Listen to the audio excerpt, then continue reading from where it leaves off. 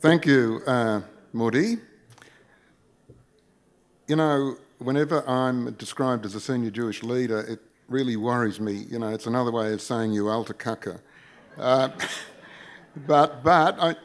the other hand, having been around for a long while and having occupied various senior roles, it actually gives you an opportunity to have a certain perspective on what's happening and to see the changes, perhaps with greater clarity. And changes in the fundraising world are certainly occurring.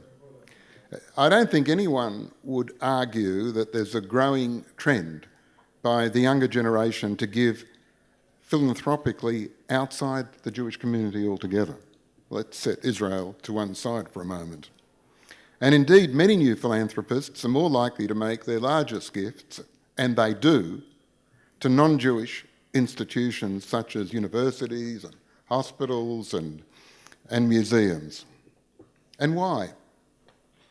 There are some reasons for this, and some of the reasons have a certain validity about them. For many, it's a question of blending into the general community. How do you participate as a loyal, dedicated member of the general community in the country that you live? You engage in general philanthropic activities. Makes you part of the mainstream. Many contribute to non-Jewish causes simply because of a desire to do something worthwhile. In other words, give something back to the community. This is a community, I mean, you look at the United States, you look at a place like Australia, or there are any other communities, they've been wonderful to the Jewish community. They've been wonderful to their Jewish population. So we've got an obligation to give something back. Fair enough. And I think contributing to general non-Jewish causes is also seen as a means to secure goodwill for Jewish causes, to avoid being seen as isolated or as parochial. The difference today is that the veteran generation, as you put it, Modi, regarded tzedakah as a must, not a should. It wasn't regarded as a matter of choice. For the new generation of philanthropists, giving to the Jewish community has become more discretionary rather than obligatory. Too many younger Jewish philanthropists fail to understand that, in a sense, it's almost unethical to engage in what we call today tikkun olam, to save the world, but overlooking the needs in your own backyard.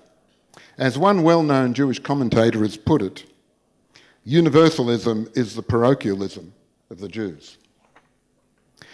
Donations to Israel's Jewish institutions are no longer regarded,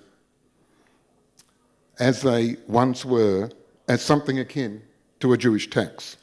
In recent decades, diaspora Jewish donors have been seeking and securing more control in determining the use of their philanthropic investments, because that's how they think of it, a philanthropic investment. Umbrella giving to the collective, is diminishing. We all know it.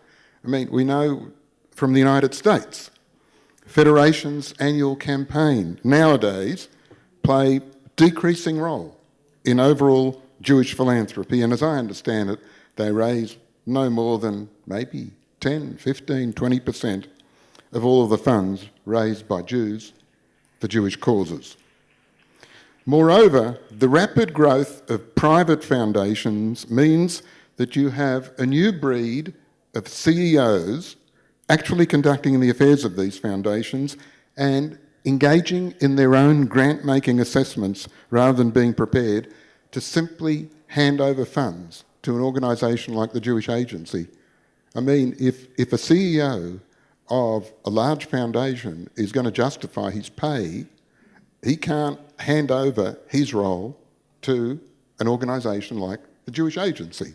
So he's going to pick and choose, he's going to make his own assessments. And that has an impact on the collective. And by the way, I'm not suggesting that commitment to giving to Israel has disappeared. Of course it's there. But the new breed of philanthropists are far more discriminating than their previous generation in their concrete manifestation of this commitment. They demand accountability, and they're looking to fund projects that they can physically identify with and that they can actually monitor.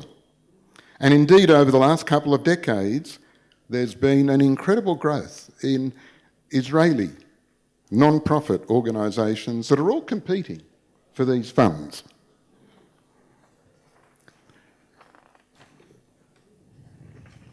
Yeah. So, what we need to understand is that fundraising, raising money for the collective is becoming increasingly difficult. The Jewish Agency is at one time and the same time attempting to secure priority for fundraising on account of its core budget, while at the same time it's attempting to secure funding for what it calls unmet needs, namely specific projects which are likely to be extremely attractive to donors. And herein lies the challenge for any organisation, such as Keren HaYesod, which raises money to support the collective while at the same time raising funds for attractive projects in organisations such as the Jewish Agency. And the challenge is simply put. How do you raise funds for attractive projects without at the same time cannibalising your fundraising for the Jewish Agency's core budget?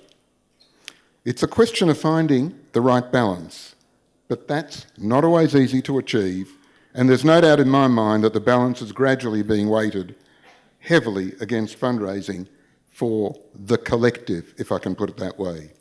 So when questions are raised about engaging the next generations to support Israel, it seems fairly clear the only way we're going to be able to do that is through generating support for particular projects which are consistent with the objectives of the Israeli national institutions, whilst at the same time being attractive to potential donors. Unfortunately, this doesn't bode well for continuing support for the collective. So I've got, in closing, a radical proposal in relation to what needs to be done to achieve this. It's my strong belief if the Jewish Agency is going to survive well into the future and to be a lightning rod for attracting support from young Jewish philanthropists throughout the world, as it should be, then its core budget, in particular its operating expenses and overheads, need to be very heavily subsidised, if not fully covered by the Israeli government. This, in my view, will leave the Jewish Agency and its fundraising partners free to raise funds dedicated to particular projects and to further enhance its role as the principal global organisation bringing together world Jewry in its partnership with the State of Israel. Thank you.